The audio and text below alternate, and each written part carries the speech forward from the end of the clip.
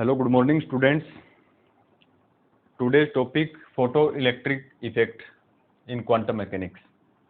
आज का अपना जो टॉपिक है वो प्रकाश विद्युत प्रभाव है, फोटो इलेक्ट्रिक इफेक्ट। तो students, photo electric effect quantum mechanics का बड़ा इंटरेस्टिंग टॉपिक है और रिवोल्यूशनरी टॉपिक है। फोटो इलेक्ट्रिक जो इफेक्ट है ये सबसे पहले हर्ट्ज ने ऑब्जर्व किया और कुछ समय बाद हर्ट्ज ने इस फोटो इलेक्ट्रिक इफेक्ट को इग्नोर भी किया। और हर्ट्ज ने अपने एक्सपेरिमेंट में बताया कि जब भी कोई मेटेलिक सरफेस पर एक सूटेबल फ्रीक्वेंसी की लाइट वेव इंसिडेंट होती है तो उस मेटल से इलेक्ट्रॉन एमिट्स होते हैं। हर्ट्ज के एक्सपेरिमेंट को अपन पढ़ते हैं एलिमेंट्री फिजिक्स में। फोटो इलेक्ट्रिक इफेक्ट को उन्होंने इग्नोर किया। इसके काफी समय बाद सर अल्बर्ट आइंस्टीन ने फोटो इलेक्ट्रिक इफेक्ट को ऑब्जर्व किया। और फोटो इलेक्ट्रिक जो इफेक्ट है, डियर स्टूडेंट्स, ये एक ऐसा ऑब्जर्वेशन है जिसमें एक ऐसा एक्सपेरिमेंट हुआ अपने फिजिक्स में, क्वांटम मैकेनिक्स में, कि जिस टॉपिक ने ये कहा, जिस एक्सपेरिमेंट ने कि light is an electromagnetic wave, उसी एक्सपेरिमेंट ने ये भी कहा कि लाइट इज ए पार्टिकल।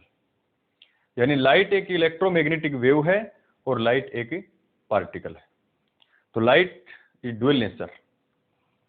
तो डियर स्टूडेंट्स, अपने को ध्यान रखना कि फोटो इलेक्ट्रिक इफेक्ट में अपन एक सूटेबल फ्रीक्वेंसी से ज्यादा फ्रीक्वेंसी की लाइट किसी मेटेलिक सरफेस के ऊपर डालेंगे तो उस सरफेस से इलेक्ट्रॉन्स एमिट होंगे। और डियर स्टूडेंट, इस सूटेबल फ्रीक्वेंसी से कम फ्रीक्वेंसी अपन रखते हैं तो फोटो इलेक्ट्रिक इफेक्ट है वो जनरेट नहीं होगा, यानी मेटेलिक सरफेस से इलेक्ट्रॉन एमिट नहीं होंगे। तो अपन ये कह सकते हैं कि किसी भी फ्रीक्वेंसी से, ये जरूरी नहीं कि किसी भी फ्रीक्वेंसी से मेटेलिक सरफेस से इलेक्ट्रॉन एमिट हो, एक सुटेबल फ्रीक्वेंसी से ज्यादा फ्रीक्वेंसी आप रखते हो तो ही फोटो इलेक्ट्रिक इफेक्ट है वो जनरेट होता है। तो dear students, the phenomena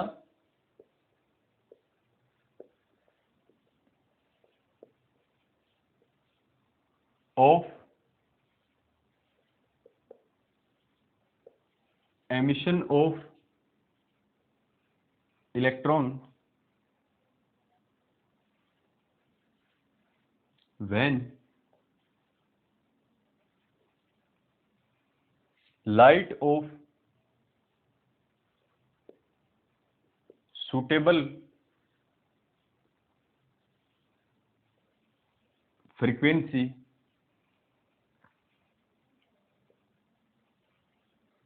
falls over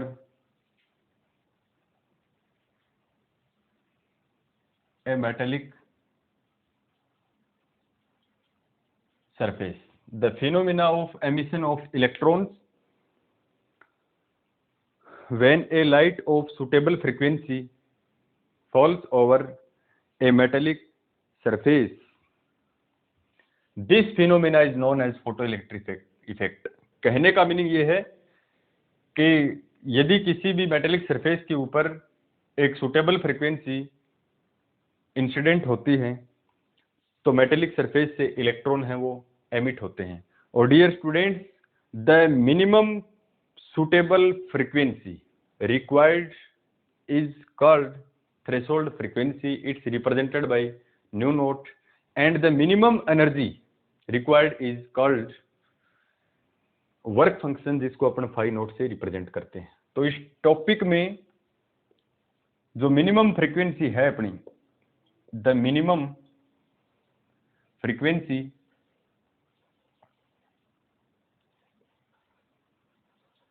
required is called threshold frequency it's represented by nu note, frequency को न्यू से लिखते हैं, थ्रेशोल्ड फ्रीक्वेंसी को न्यू नोट से रिप्रेजेंट करते हैं। And the minimum energy required is called work function. It's represented by phi naught. तो dear students, इस टॉपिक में मेटेलिक सरफेस से इलेक्ट्रॉन को निकालने के लिए, एमिट करने के लिए जो न्यूनतम फ्रीक्वेंसी अपने को रिक्वायर होगी, जिसको अपन बोलेंगे थ्रेशोल्ड फ्रीक्वेंसी, और जो मिनिमम एनर्जी होगी किसी भी मेटल से इलेक्ट्रॉन को बाहर निकालने के लिए। अपने को पता है कि किसी भी मेटल से इलेक्ट्रॉन को बाहर निकालने के लिए डिफरेंट काइनेटिक एनर्जी और एनर्जी की अपने को जरूरत पड़ती है। तो जो मिनिमम एनर्जी होगी किसी भी मेटेलिक सरफेस से इलेक्ट्रॉन को बाहर निकालने के लिए, वो एनर्जी होगी वर्क फंक्शन। और इस सेटअप में किसी भी मेटेलिक सरफेस से जो इलेक्ट्रॉन बाहर निकलते हैं वो इलेक्ट्रॉन तो कहलाते हैं डियर स्टूडेंट्स फोटो इलेक्ट्रॉन, और वो फोटो इलेक्ट्रॉन किसी दूसरी प्लेट के ऊपर पहुंचते हैं और सेटअप के अंदर जो करंट आती है उस करंट को अपन बोलते हैं फोटो इलेक्ट्रिक करंट। तो ध्यान रखना अपने को, the electrons emitted are called, the electrons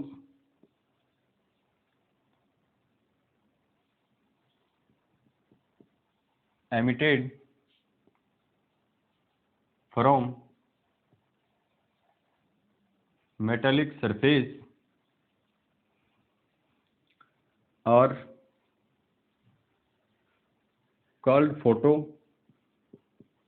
electron. जो धातु से इलेक्ट्रॉन बाहर निकलते हैं उनको फोटो इलेक्ट्रॉन कहते हैं। And the current is called photo electric current. Dear students, जो मेटेलिक सरफेस से इलेक्ट्रॉन बाहर निकलते हैं वो तो इलेक्ट्रॉन कहलाते हैं फोटो इलेक्ट्रॉन, और ये फोटो इलेक्ट्रॉन जो सेटअप के अंदर गति करते हैं जिससे इसमें करंट आती है सर्किट परिपथ के अंदर, तब इस करंट को अपन कहेंगे फोटो इलेक्ट्रिक करंट। तो डियर स्टूडेंट्स, फोटो इलेक्ट्रिक जो करंट है इसके ऊपर तीन चीजों का इफेक्ट होगा। तो बात इससे अपन फोटो इलेक्ट्रिक जो इफेक्ट है उस एक्सपेरिमेंट की करते हैं। तो इस डायग्राम को देखिए ध्यान से। इस डायग्राम के अंदर ये जो अपने पास है ये है वैक्यूम ग्लास ट्यूब। ये अपने पास है vacuum glass tube. Vacuum glass tube का मीनिंग होता है कि जैसे अपने पास कोई सिरिंज है, कोई सुई है अपने पास, और उस सिरिंज में अपन उसके पिस्टन को पीछे की तरफ खींचते हैं, तो उस सिरिंज के और पिस्टन के बीच में जो खाली जगह होती है उसको निर्वातित ट्यूब कहते हैं अपन, जिसको वैक्यूम ग्लास ट्यूब कहेंगे। यहाँ उसी प्रकार से ये है कि ये वैक्यूम ग्लास ट्यूब है अपने पास, और यहाँ जो एस है ये है मोनोक्रोमेटिक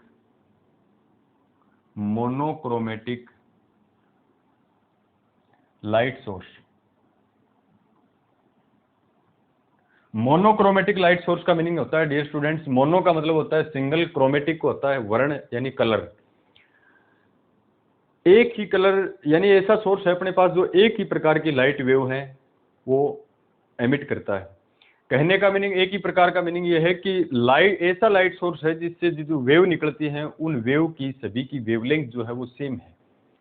जैसे अपन बात करें कि इस मोनोक्रोमेटिक लाइट सोर्स, इस सोर्स के आगे किसी भी ग्लास को लगाते हैं अपन, ग्लास प्लेट, वो मान के चलो कि रेड कलर की है, तो उस एक ग्लास से रेड कलर की लाइट ही निकलेगी, और रेड कलर की जितने भी लाइट वेव्स हैं उनकी सभी की वेवलेंथ है वो सेम होगी।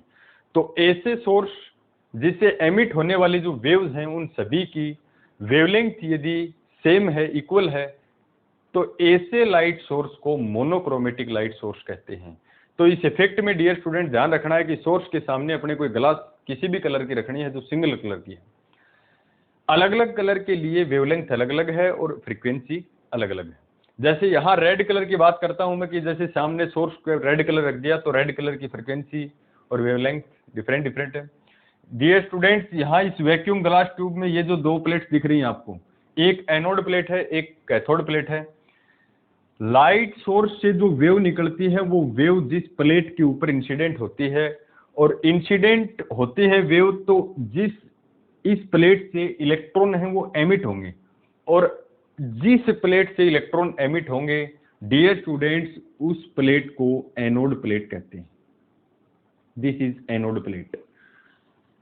इससे इलेक्ट्रॉन बाहर निकलेंगे, ये इलेक्ट्रॉन जिस प्लेट के ऊपर कलेक्ट होता है उसे कलेक्टर प्लेट कहते हैं। तो डियर स्टूडेंट्स, इस सेटअप में दिस इज कलेक्टर,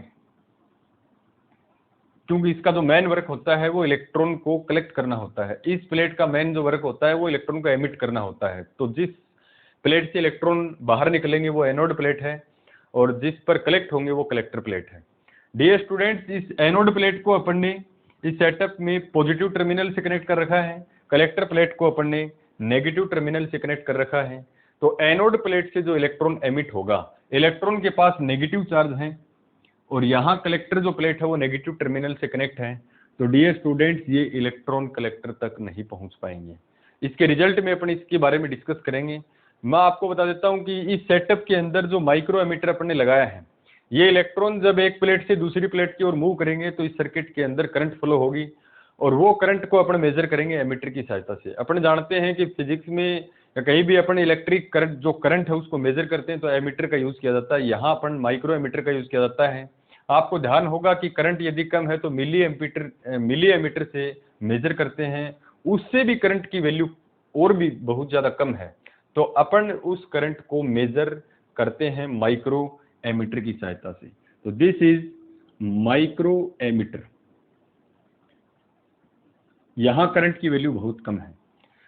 यहां पर एनोड और कलेक्टर प्लेट के बीच में जो अपन ने लगा रखा है पोटेंशियल डिफरेंस। पोटेंशियल डिफरेंस जो दोनों प्लेट के बिटवीन जो पोटेंशियल है उसको मेजर करता है। और डियर स्टूडेंट्स, यहां ये लगा रखा है आरएच। आरएच क्या करता है? इस सेटअप में इलेक्ट्रिक जो करंट है उस करंट को कंट्रोल करता है। धारा जो नियंत्रक होता है वो धारा को नियंत्रित करने का काम आता है। तो डियर स्टूडेंट्स, अपन देखेंगे कि सर्किट में जैसे ही सोर्स से मोनोक्रोमेटिक लाइट वेव है वो एनोड प्लेट के ऊपर इंसिडेंट होंगे तो एनोड प्लेट से इलेक्ट्रॉन बाहर निकलेंगे, वो इलेक्ट्रॉन कलेक्टर की ओर मूव करेंगे, तब सर्किट में जो करंट आएगी वो माइक्रो एमीटर की हेल्प से अपन मेजर करेंगे उसे, और दोनों प्लेट्स के बिटवीन जो पोटेंशियल है वो पोटेंशियल डिफरेंस से अपन इसको मेजर करेंगे। तो ध्यान रखना है कि इस सर्किट में जो करंट फ्लो होती है उसका नाम है photo electric current. Photo electric current के ऊपर अपन तीन चीजों का इफेक्ट देखेंगे, और वो तीन चीजें कौन कौन सी है मैं आपको बता देता हूं कि we study the effect of intensity, frequency and electric current, या फिर अपन बोल सकते हैं पोटेंशियल डिफरेंस। यहां अपन पोटेंशियल डिफरेंस लेंगे। तो यहां मैं आपको बता देता हूं we study effect of we study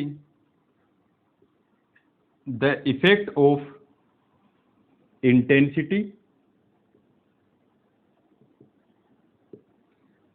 frequency and potential difference and potential difference।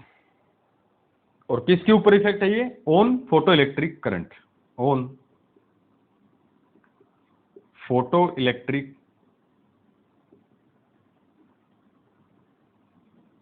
Current. We study the effect of intensity, frequency and potential difference on photo electric current. Important है students कि इस फोटो इलेक्ट्रिक इफेक्ट में जो current flow होती है जिसको अपन photo electric current बोलते हैं उसके ऊपर तीन चीजों का इफेक्ट पढ़ेंगे जो इंपॉर्टेंट है। सबसे पहले इंटेंसिटी तीव्रता, फ्रीक्वेंसी आवृत्ति एंड पोटेंशियल डिफरेंस विभवांतर। इन तीन चीजों का अपन इसके ऊपर इफेक्ट देखेंगे।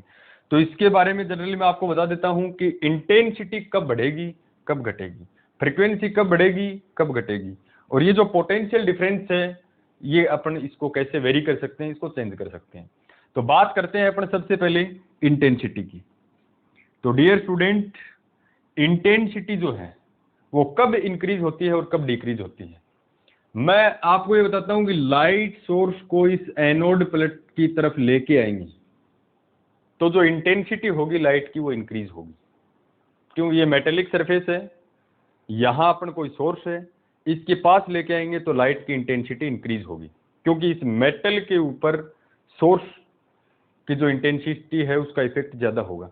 इस मेटल से मैं इस सोर्स को दूर लेके जाता हूं तो लाइट की जो इंटेंसिटी है वो डिक्रीज होगी। फिर अपन बात करते हैं फ्रीक्वेंसी की। ये जो फ्रीक्वेंसी है अपने पास ये कैसे इंक्रीज होती है और कैसे डिक्रीज होती है। तो फ्रीक्वेंसी में जो चेंज होता है वो कलर चेंज की वजह से होता है। अपन यहां देखें कि यहां सोर्स के आगे अपन ने कोई ग्लास लगा दिया, किसी भी कलर का लगा दिया, सपोज दैट रेड कलर का अपन ने लगा दिया। तो रेड कलर का ग्लास अपन ने लगाया तो इस सोर्स से जो लाइट वेव निकलेगी वो रेड कलर के ग्लास के ऊपर इंसिडेंट होंगी, और आफ्टर दैट इस ग्लास से जब बाहर निकलेंगी वेव तो उसी कलर की निकलेंगी जिस कलर का अपन ने ग्लास रख रखा है। जैसे रेड कलर का रख रखा है तो रेड कलर की वेव निकलेंगी सारी की सारी। अब डियर स्टूडेंट्स, अपन जानते हैं कि रेड कलर की फ्रीक्वेंसी सबसे कम होती है, और जिसकी फ्रीक्वेंसी सबसे कम होती है उसकी वेवलेंथ ज्यादा होती है। एक फॉर्मूला अपन पढ़ते हैं कि फ्रीक्वेंसी जो है वो वेवलेंथ की इनवर्सली प्रोपोर्शनल है। तो रेड कलर की फ्रीक्वेंसी जो है वो सबसे कम है तो उसकी वेवलेंथ सर्वाधिक होगी। अब वॉयलेट कलर की फ्रीक्वेंसी सबसे ज्यादा है तो उसकी वेवलेंथ सबसे कम होगी। इस प्रकार से फ्रीक्वेंसी चेंज करते हैं अपन with the help of change in colour. Third अपन बात करते हैं किसका effect, potential difference. Potential difference का जो इफेक्ट है वो रियोस्टेट की सहायता से करेंगे अपन। यहां इस सेटअप में इस प्रकार का अरेंजमेंट अपन ने कर रखा है कि यहां अपन टर्मिनल को चेंज कर सकते हैं, पॉजिटिव को नेगेटिव से, नेगेटिव को पॉजिटिव से। तो इसको अपन बोलते हैं कि पोटेंशियल जो डिफरेंस है उसके ऊपर इफेक्ट पड़ता है रियोस्टेट की हेल्प का। रियोस्टेट की हेल्प से अपन इस टर्मिनल को चेंज कर सकते हैं, और टर्मिनल्स को चेंज करेंगे तो पोटेंशियल डिफरेंस का इफेक्ट पड़ेगा फोटो इलेक्ट्रिक करंट के ऊपर। अब स्टूडेंट्स, अपन इस टॉपिक में पूछते हैं कि what is photo electric effect, और इसके जो रिजल्ट हैं वो अपने को क्या मिले। This is very important. अब बात कर लेते हैं अपन इसके रिजल्ट्स की कि फोटो इलेक्ट्रिक इफेक्ट से अल्बर्ट आइंस्टीन सर ने कौन कौन से जो रिजल्ट हैं वो निकाले हैं, जिसको अपन ऑब्जर्वेशन भी बोल सकते हैं। कई बार एग्जाम में फोटो इलेक्ट्रिक इफेक्ट के ऑब्जर्वेशन या इसके रिजल्ट अपने से डायरेक्ट एग्जाम में पूछता है। तो अपन बात करते हैं ऑब्जर्वेशन। ऑब्जर्वेशन या results of photo electric effect. ये रिजल्ट अपने को पढ़ने हैं तो अपने को कंसंट्रेट करना है किस किसके, इसमें जो करंट जा रही है उस करंट में ये ऊपर इफेक्ट पड़ता है तीन चीजों का। अभी अपने डिस्कस किया था, intensity, frequency and potential difference. सबसे पहले अपन बात करते हैं,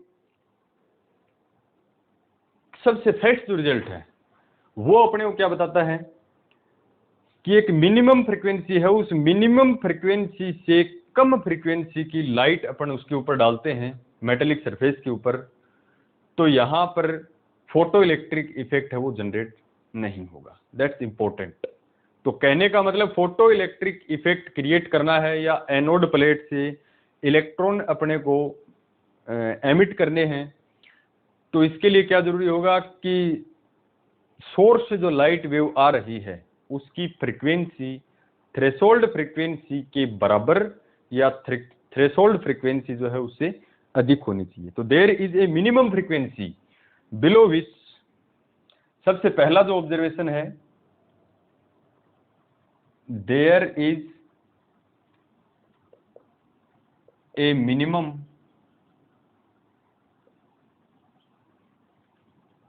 frequency below which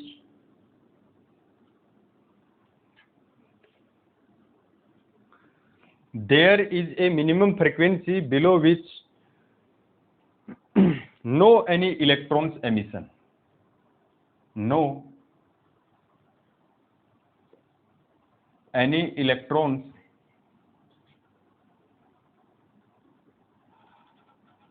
emission takes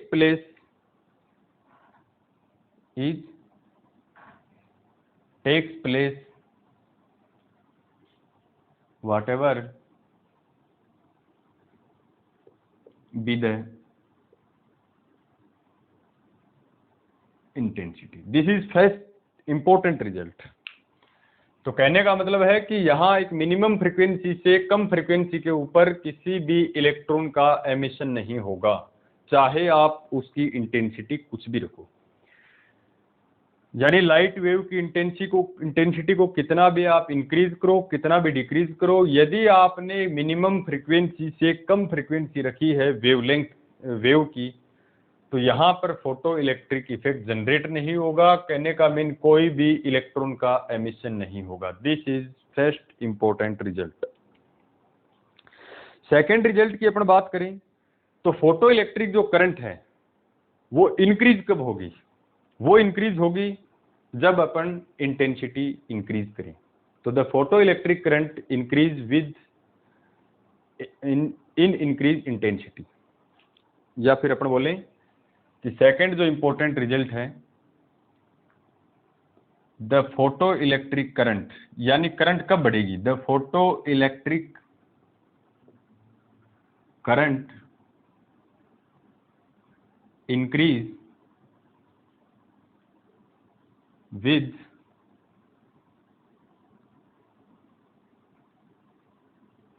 increase in intensity. यानी फोटो इलेक्ट्रिक जो करंट है वो इंक्रीज होती है किसके साथ? जब अपन इंटेंसिटी को इंक्रीज करें। तो अपन ये बोल सकते हैं कि फोटो इलेक्ट्रिक करंट और इंटेंसिटी प्रोपोर्शनल हैं। यदि इंटेंसिटी को कम करें तो फोटो इलेक्ट्रिक करंट जो है वो कम होगी, और इंटेंसिटी को अपन इंक्रीज करें तो फोटो इलेक्ट्रिक जो करंट है वो भी इंक्रीज होगी, और इसको डिक्रीज करें इंटेंसिटी को तो फोटो इलेक्ट्रिक करंट है ये भी डिक्रीज होगी। तो दोनों जो ऑब्जर्वेशन है वो इंपॉर्टेंट है। इसके थर्ड ऑब्जर्वेशन की अपन बात करते हैं तो third observation very very important. वो क्या है डियर स्टूडेंट्स? ध्यान से देखिए कि एनोड प्लेट जैसे ही अपन ने लाइट इसके ऊपर डाली तो एनोड प्लेट से इलेक्ट्रॉन निकलेंगे, वो इलेक्ट्रॉन मूव करेंगे कलेक्टर प्लेट की ओर। अब ये इंपॉर्टेंट है कि क्या सारे के सारे इलेक्ट्रॉन कलेक्टर प्लेट पर पहुंच पाएंगे या नहीं। तो डियर स्टूडेंट, संपूर्ण इलेक्ट्रॉन कलेक्टर पर नहीं पहुंच पाते हैं। अपने को भी ध्यान है कि जिसकी काइनेटिक एनर्जी ज्यादा होगी, यानी वो सबसे जो तेज दौड़ेंगे इलेक्ट्रॉन, वो ही कलेक्टर प्लेट पर पहुंचेंगे। इस सेटअप को ध्यान से देखिए कि कलेक्टर प्लेट को नेगेटिव टर्मिनल से कनेक्ट कर रखा है, और जो इलेक्ट्रॉन इसकी तरफ जा रहा है वो नेगेटिव, कि इलेक्ट्रॉन नेगेटिव चार्ज और यहाँ नेगेटिव, और अपने को पता है कि नेगेटिव नेगेटिव एक दूसरे को रिपल करते हैं। तो डियर स्टूडेंट्स, इन दोनों प्लेट के बीच में पोटेंशियल जो डिफरेंस है, पोटेंशियल जो अप्लाई कर रखा है वो नेगेटिव, और वो नेगेटिव अपन ने अप्लाई कर रखा है, तो सारे के सारे इलेक्ट्रॉन वहां नहीं पहुंचेंगे। वहां केवल वही इलेक्ट्रॉन पहुंचेंगे जिनकी काइनेटिक एनर्जी है वो ज्यादा होगी। यानी इन दोनों के बीच में जो रिपल्सन जो फोर्स है उसको वो तोड़ेंगे इलेक्ट्रॉन, उसको पार करके कलेक्टर पर पहुंचेंगे। तो डियर स्टूडेंट्स, इन दोनों के बीच में जो रिपल्सन फोर्स है इन दोनों प्लेट के बीच में, उस रिपल्सन फोर्स को तोड़ने के लिए इलेक्ट्रॉन की काइनेटिक एनर्जी ज्यादा होनी चाहिए, और वो अपने पता है कि एनोड से जो निकलने वाले इलेक्ट्रॉन जो है वो सभी की काइनेटिक एनर्जी बराबर नहीं होती, किसी की कम होती है, किसी की ज्यादा होती है। तो जो इलेक्ट्रॉन तेज दौड़ेगा इट मीन्स उसकी काइनेटिक जो एनर्जी ज्यादा है, इस दोनों प्लेट के बीच में जो रिपल्सन फोर्स है उसको पार कर जाएगा और कलेक्टर प्लेट पर पहुंचेगा। सपोज दैट दोनों प्लेट्स के बीच में अपन ने -1 इलेक्ट्रॉन पोटेंशियल डिफरेंस अप्लाई कर रखा है, तो मान के चलो कि इसमें से 100 इलेक्ट्रॉन निकलते हैं, उसमें से 90 इलेक्ट्रॉन ही कलेक्टर प्लेट पर पहुंच पाते हैं। यानी अपन ये बोल सकते हैं कि फोटो इलेक्ट्रिक इफेक्ट में या फोटो इलेक्ट्रिक करंट के अंदर एनोड से एमिट होने वाले सभी इलेक्ट्रॉनों का योगदान नहीं होता। अब इस दोनों प्लेटों के बीच में suppose that -2 electron volt potential है, वो अपने अप्लाई कर रखा है, तो 100 में से केवल 60 इलेक्ट्रॉन ही कलेक्टर प्लेट पर पहुंच पाते हैं। तो इस चीज को आपको ध्यान रखना है कि एनोड से निकलने वाले सारे इलेक्ट्रॉन कलेक्टर पर नहीं पहुंच पाते, तो फोटो इलेक्ट्रिक इफेक्ट में जो सर्किट में करंट जाती है, उस करंट में संपूर्ण इलेक्ट्रॉनों का योगदान नहीं होता है। That's important. तो डियर स्टूडेंट, थर्ड जो ऑब्जर्वेशन है उसकी बात करते हैं अपन। थर्ड जो ऑब्जर्वेशन है वो ये है, if we gradually increase the negative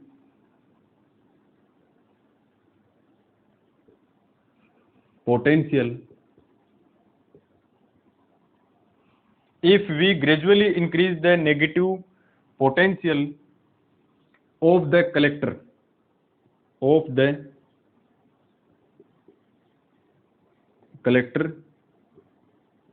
then at a certain potential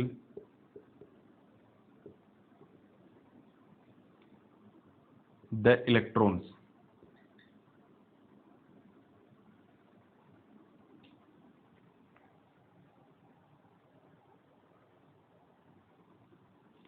reaching to the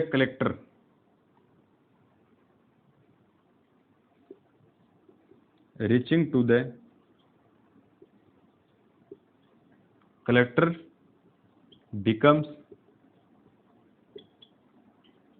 zero, that is there will be no any photoelectric current. This negative potential is known as stopping potential. तो dear students, third जो observation है वो very important observation. If we gradually increase the negative potential of the collector, यानी अपन negative potential को increase करें, then a certain potential the electrons reaching to the collector becomes zero, यानी दोनों plate के बीच में नेगेटिव पोटेंशियल को increase करें तो कलेक्टर पर पहुंचने वाले इलेक्ट्रॉन की संख्या जीरो होगी। That is there will be no any photo electric current, क्योंकि कलेक्टर पर जब तक इलेक्ट्रॉन नहीं पहुंचेगा तो सर्किट में धारा नहीं आएगी, करंट नहीं आएगी।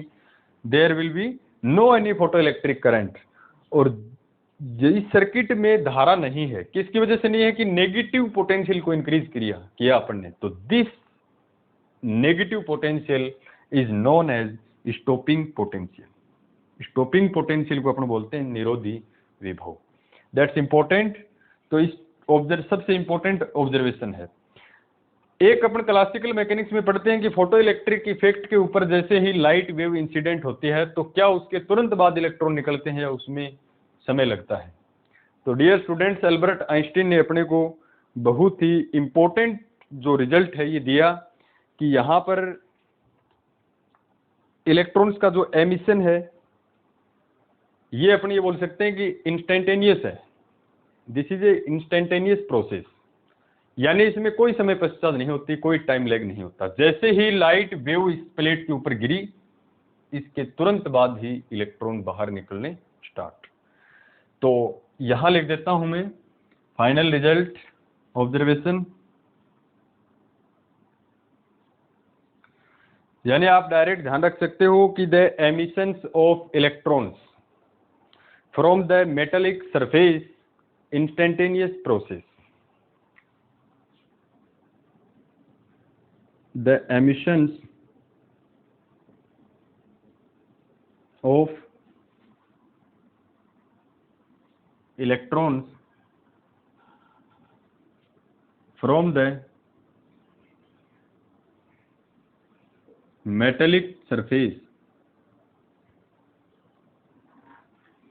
the emission of electrons from the metallic surface is a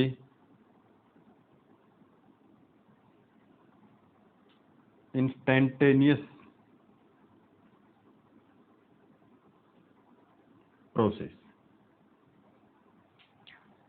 जैसे ही धातु के ऊपर या मेटल सरफेस के ऊपर लाइट वेव आपतित हुई, उसके तुरंत पश्चात ही इस प्लेट से एनोड निकलना प्रारंभ हो जाते हैं।